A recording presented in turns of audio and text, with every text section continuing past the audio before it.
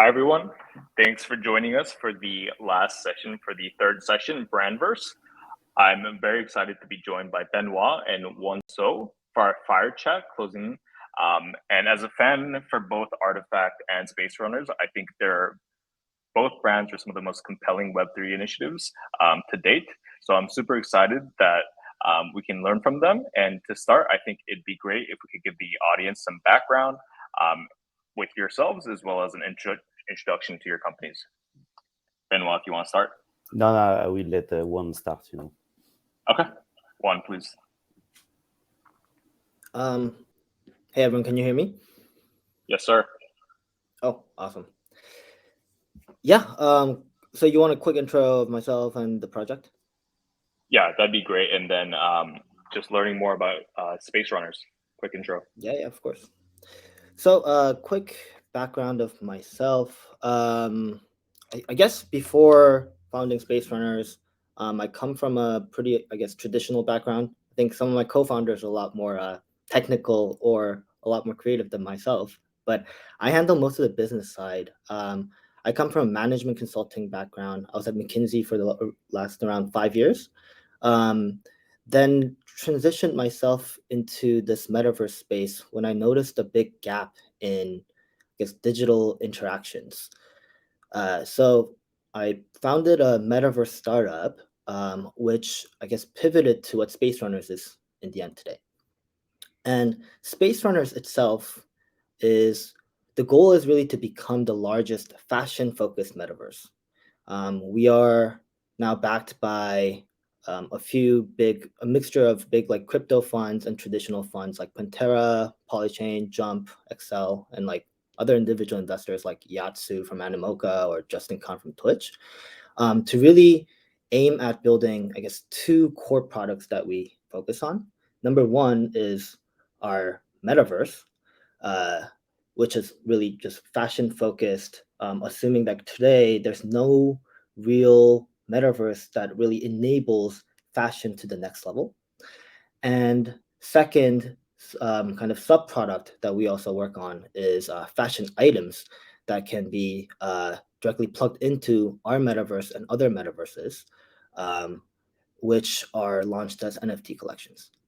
And the vision here is really to help users form a better digital identity that they can truly empathize with, by giving them more tools to design a better avatar in the future, and really to promote kind of what we call meta commerce, which is a new, more immersive shopping experience in our metaverse, and to gamify fashion while at it.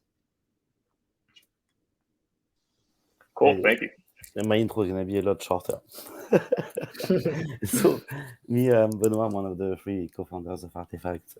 I'm not speaking too loud because it's 3 a.m. for me. I didn't pay attention to the time when I accepted to go speak. And how we started because we were seeing that gaming culture was overtaking, every major culture in the world, and that everyone who grew up with gaming would have different expectations of its identity online, what to expect from a brand in general. And we thought with Artifact, I've got a luxury and gaming background, and we were thinking that there was really an opportunity because the brands in general were not fit to understand that culture, and they were not really looking at it seriously at all. And there was a big knowledge gap inside brand, and as well the way they were structured that was making it very hard for them to really seize that new culture and that new opportunity there was, with all the metaverse coming and gaming growing up as a mainstream culture. And we thought to create a brand that would be the blueprint of what brands of the future could be. So it's a brand that would have a very, very strong community, very creative community that would create, the coolest type of products digitally first with some physical elements with digital and physical craftsmanship mixed together. But at the same time, they would have an open source approach and really empower and embrace, the new type of people and not treat people like consumers, but like co-creators of the brand. And we started in January 2020, did many different, collaborations, iconic type of things. I hope, we did quite a lot of things. And, one of our most famous collection is the Clonex avatars we did with Takashi Murakami. And then we are also known because we got acquired by Nike in December 2021, so about 2 years after creating the company. And now we are within Nike and still running Artifact as an independent brand, and pushing it to the next level of what we can do now after being a part of Nike, and imagining what the future can be. So that's it. Great. Thank you guys for the intros. I think the first question with your backgrounds is kind of within the field of fashion to the metaverse or Web3 clothing. What is the most important factor that you guys are trying to apply in this new field? Or what do you think is the biggest unlock that's capable, whether through blockchain or Web3 or NFTs? Juan, if you want to start, or Benoit, go for it. No, I can just jump in super quick. I think the biggest unlock and what's very, very interesting is that, in the normal world, and people do it already, if you look through the different beauty trends or even, the question of gender there is today in society, is that you can really become whoever you want, and that's where, fashion is playing a different role, because so far it was a mix of, customizing yourself, to a certain point, even though with plastic surgery you can go quite far these days. But really, in the metaverse, you can be whoever you want. You can be a werewolf, you can be a vampire, you can be an alien, you can be whatever. So that's the I think, big step, because it's gonna open a lot more creative possibilities and a lot new different type of, I think, fashion brands and people who do fashion, even though today the traditional fashion industry is not accessible to them because it's an old school system. Right. Yeah, I completely agree with Benoit. I mean, I think if you think about where the metaverse itself is going, right? I strongly believe, I guess, in the future, just like how we travel to like different countries or to different restaurants or to different shops, right? Users will for sure jump from different types of metaverses in the future for different purposes, right? And I think where we're trying to focus on is on fashion. And even within fashion, we need to kind of make sure users have enough options on how to express themselves. So I would say for me, on top of what Benoit is mentioning on making sure we can enable people to be as creative and form a digital identity as much as possible, I think there's two important things to make that happen. Which I think number one is giving users enough options to form their digital identity. Admitting that everyone has different tastes, right? Then you need to provide them with a lot of options for different people to express themselves differently. I mean, not just even in clothes, but like I think there were different speakers today that talked about artworks or facial expressions or even music that you listen to, right? So I think one important piece to admit is you can't really do this alone. I think you need to aggregate a lot of different pieces together and really collaborate with a lot of different projects. And I think number two, what's really important in my opinion is co-creation, right? To provide enough options for people in the metaverse is not just about collaborating with different projects, but also enabling tools and giving the tools to users to also co-create different apparels and items, so that they no longer also have to limit themselves into creating clothes or buying clothes from an already created product from different brands. Yeah, I think that makes a lot of sense, especially the ability to change your own digital identity across the board.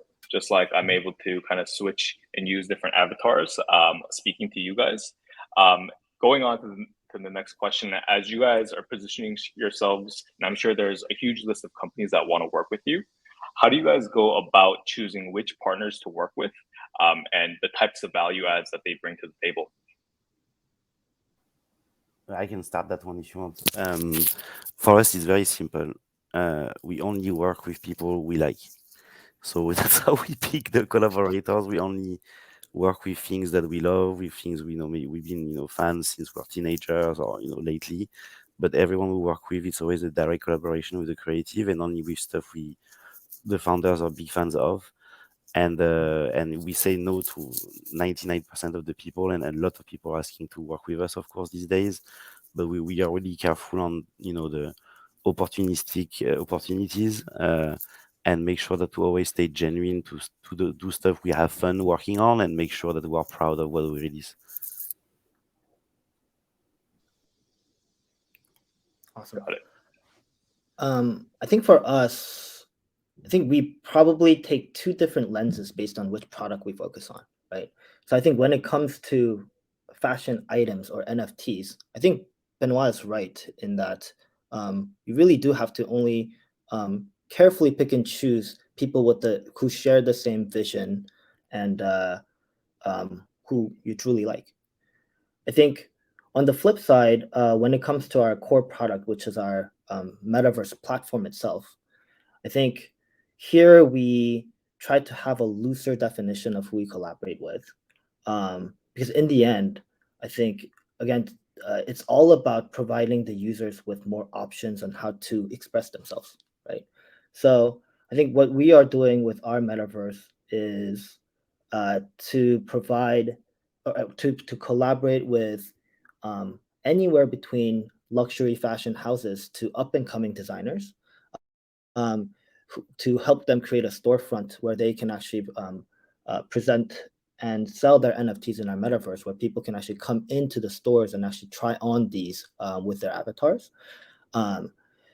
So for us, I think when it comes to brand collaborations on the metaverse side, I think our goal is actually to onboard as many brands and designers as possible to provide as many options for the users in the end. Yeah, thank you guys both for the insight. Kind of exploring the topic of fashion NFTs more. Could we discuss why you guys think people buy fashion NFTs? And within that future, do you guys expect some of your collections to potentially pass the most expensive Jordans or streetwear? Or do you think that they'll be more directly connected to redeemable items? Benoit, do you want to take it first? Or should I take a step? Yeah, take it if you want first. Yeah. I mean, I think our shared opinion over the fashion NFT space is, or was, the main utility for fashion NFTs used to be for the future predicted utility of usage in the metaverse, right? In the end, even digital clothing should be worn, right? And that will be, and I strongly believe this will be mass adopted in the future as more and more people adopt metaverse usage. However, until we get there, I think today we bridge this gap with things that are more readily available today in the form of, I guess, different utilities, such as AR filters that you can use on social media, or different utilities attached to the NFTs. I think, for example, one of the bigger collections that we've launched in our Genesis collection was actually an NBA champions collection, where we provided a lot of basketball related utilities, where as long as you're a holder, you're eligible to get raffled into a courtside ticket seats on the NBA games weekly. And you get signed merchandise of different NBA players that we partnered with, like Kyle Kuzma or Nick Young, etc. So I think there are other utilities of why people generally buy fashion NFTs, but for me, or for us, our goal is really to push this to the next level in the future, where people will really be able to wear these fashion NFTs in the metaverses in the future, just like real world clothing. And us on utilities, I think is very hard because so far there's not a lot of places to use these items. So that's why I think it's great. The one that I discovered what you guys were doing just before I was Googling. Okay, cool. I didn't know space runners, but it's really cool that you're building, an actual, metaverse, a place where people can go and display that. Then I think the whole goal is to make sure that there is a big industry move around interoperability, for these items to be used across different places, because I totally agree with what Won said before. Like, people are gonna move from different worlds and different environments, and they will go where it's cool to go. And there might be, in the future, a big place where everyone goes there, like a main platform. But I think there will be a very big long tail of small places. So that's why interoperability of technology is very important. And us as well, we've done that since day one. We always thought that the physical item was still important, especially on the sneaker side to begin with. So we did the forging mechanic where you can forge your NFT to get some physical goods out of it, and really bring these two worlds of digital and physical craftsmanship, because we do the physicals really, really well. So I think it's interesting for now, but what's important, and it's difficult for fashion, because fashion was never really a collectible or a collector industry. There are some fans and there are people who collect the archive, but most of the archive is the brands actually doing, and not individual collectors. So, but you can still make what you do desirable and collectible, even though there's not a direct utility. That's where as well, because people react to this if you manage to build a big brand and something that looks cool and attracts people and make them believe in that the future is going to be like that. You can still be successful, but yes, the utility part is a big subject, but the real utility is to use it across every game you can in the world. That's the end goal for everyone. Yeah, thank you guys. I think you kind of took my next question, which was kind of regarding the transition that metaverses as well as NFTs allow for brands to give new experiences, whether it's online or offline. If there are any specific examples that you guys want to mention, please feel free. If not, we can kind of go to the next question. Yeah. So go for it. Sorry, what was the exact question again? I think new experiences that brands are able to do through that basically have been enabled through NFTs or metaverses. I know you mentioned the one with the NBA players. I think that's great. But if there's anything else that you want to mention, go for it.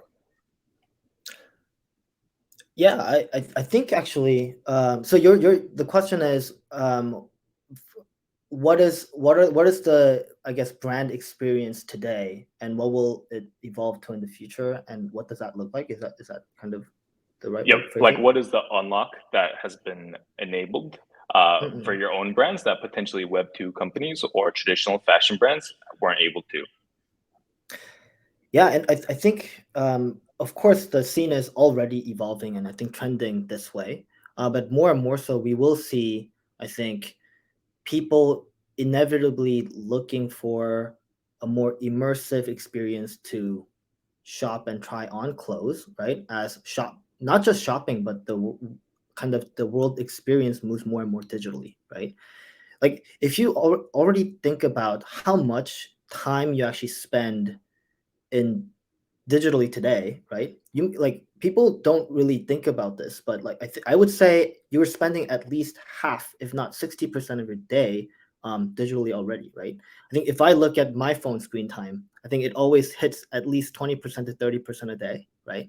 On top of that, you're already kind of spending, if you're working remotely, you're already spending another at least 30% of your day digitally as well on your computer, on Google Meets and Zoom, right?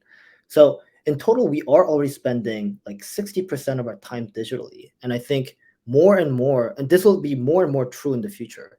And when we hit 80% or 90%, people will inevitably look for a lot more interactive ways to shop. And I don't think that the e-commerce experience today suffices when we actually reach that level. So I think you probably see a lot of fashion brands testing the waters of the metaverse itself. But I think one thing we are really trying to improve is that immersive shopping experience through our metaverse. So, for example, how do you make your avatar walk into the store, right? Try on all the clothes that are available digitally, right? And actually buy either both the digital or physical goods, right? Physical goods will be delivered just like e-commerce, but if you buy it digitally, you can buy it in the form of NFTs that your avatar can actually wear. And as Benoit mentioned, these should be designed interoperably so that you fully own those items and you can actually transfer them into different metaverses that you want to be in. So I think we've only kind of seen the very, very early tip of the iceberg on this immersive shopping experience with the brand so far. I think so far still it's so kind of 2D e-commerce driven, but more and more you will see this transition of people wanting to try on these clothes with your avatars digitally, and these items being able to digital items being able to be fully owned by the people who purchased it, and be able to kind of move this around in different platforms. Yeah, Josh, can you repeat your question again specifically? Yeah, it was directly regarding the digital transformation or brand experiences, the paradigm shift in brand experiences that we should expect, that NFTs or metaverses have enabled that weren't previously available to previous or existing fashion brands. Okay. I mean, the main thing is the real sense of ownership, and as well for fashion brands, the main thing they don't control since a very long time is the secondary market, and all major brand wants to control that for reasons of of course revenue, but as well counterfeiting, gray market activities and stuff like that. So that's the main thing that they're going to be able to control in terms of the business. And then yeah, I mean, to me that's the biggest change is that you have the way that they get more control on an aspect of the business they had no control of before. If they do an experience, that's great because people will trade on their platform, and at the same time because there's real ownership for the people that engage and buy these digital goods. It means as well that they lose control on the sense that because we're in the internet world, so people these days are gonna remix what you do, they're gonna reinterpret it, they're gonna want to potentially build a business on it. So it's a different way of thinking as well of because you're not only producing something and selling for people to consume, you're creating, and then they want to maybe co-create with you, and they really own it. So that's the biggest difference in terms of how you think of a brand and brand experiences and your relationship with your audience. Great. Yeah, if we can kind of take a step back and reflect on your journeys with your startups, if there's for the entrepreneurs or other startups currently listening who want to enter the Web3 fashion space, is there a specific vertical or topic that you would want them to pay attention or focus on building towards? Don't do iridescent dress. There's too many of them already. That's a start.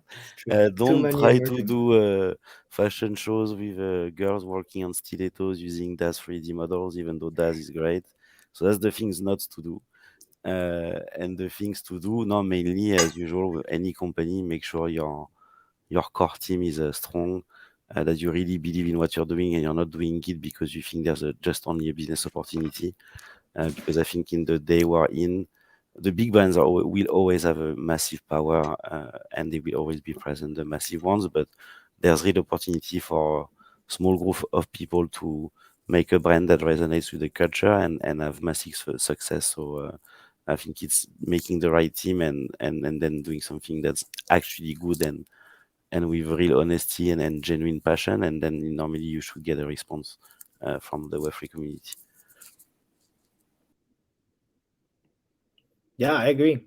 I mean, I think I would say pay attention to the missing pieces probably, that you're passionate about, right? And I completely agree with Bernard. Don't do things that have already been done, and that many people are now doing, right? Especially in fashion, because there are so many. But I think, as I mentioned before, not one party can kind of evolve a new industry alone, right? Everyone kind of needs to collaborate to create a new world and to create and work on missing pieces together. So I think when it comes to fashion, I always think about this in more of a bigger lens of self-expression, right?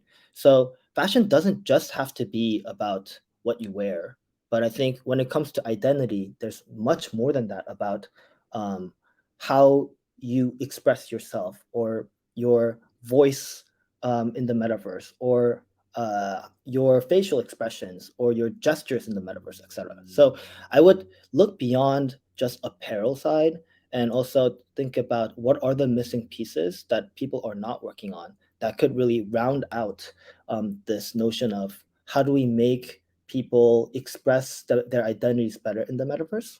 And especially if you look beyond fashion or identity, there's so many things to work on the metaverse space as well, right? I think I said this in another panel before, but like we're just tackling like 2 out of the 5 senses that we can kind of replicate in the metaverse, which is just sight and hearing, right? But who is going to work on, I don't know, touch or smell or taste, right? I think there are some companies who are also touching on touch, right? But I think there's so many pieces that you could also think about and work on that you could be truly passionate about. So I would say, Got it. Yeah. explore. I think that's great advice to the other entrepreneurs listening. To kind of close out, I think it'd be great for you guys to give us a quick recap about your future roadmap and what we can be excited about from each of your brands, and we'll sign out. Awesome. Benoit, you want to go first? Yeah, I mean, us, we don't talk about the roadmap anymore. Everything we do is exciting if we do our job well. So be excited for everything. I love that. I think for us, same lens, but our alpha and beta version of our metaverse is actually launching quite soon this year. So I would say I know a lot of the metaverses that exist today and beyond are focused on many different things like social or gaming, etc. But please be excited for basically the first like fashion focused metaverse where you can actually truly express yourself.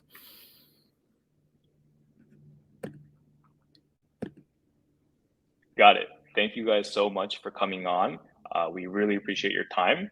And now we'll close our third session on Brandverse. Appreciate you guys. Thank you you. guys. Bye. Cool. Benoit, have a good night. Yeah, thank you. It's 4 a.m. Thank you Bye. again.